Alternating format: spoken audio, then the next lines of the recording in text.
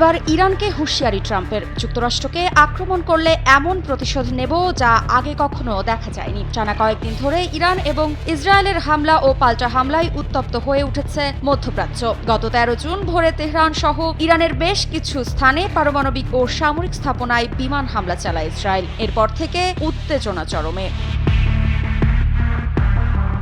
এরপর থেকে কি হচ্ছে তা হয়তো আর অজানা নয়। 15 জুন সংবাদ মাধ্যম আল জাজিরার এক প্রতিবেদনের মাধ্যমে জানা যায়, ইরান এরপর তীব্র শক্তি নিয়ে ইসরায়েলে পাল্টা হামলা শুরু করে। তবে ইরানের হওয়া হামলার সঙ্গে যুক্তরাষ্ট্রের কোনো সম্পর্ক নেই বলে মন্তব্য করেছেন মার্কিন প্রেসিডেন্ট ডোনাল্ড ট্রাম্প। একই সঙ্গে ইরান যুক্তরাষ্ট্রকে আক্রমণ করলে মার্কিন সামরিক বাহিনী এমন প্রতিশোধ নেবে যা আগে কখনো দেখা যায়নি বলেও তেহরানকে হুঁশিয়ারি দিয়েছেন তিনি।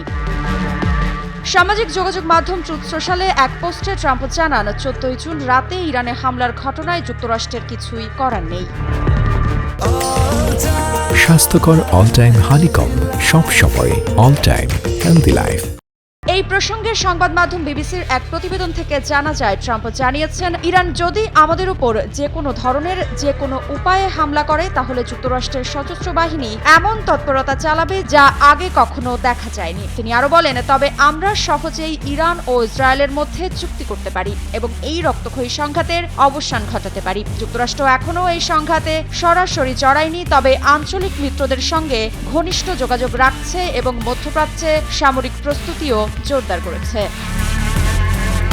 এদিকে এই হুঁশিয়ারি এমন এক সময় এলো যখন ইরানি এয়ার ডিফেন্স ধ্বংস করেছে ইসরায়েলের 3টি ক্রুজ মিসাইল, 10টি ড্রোন ও ডজন খানেক ক্ষুদ্র শত্রু ড্রোন। এই উত্তেজনাপূর্ণ পরিস্থিতি কোন দিকে মোড় নেয় সেটি এখন দেখার বিষয়।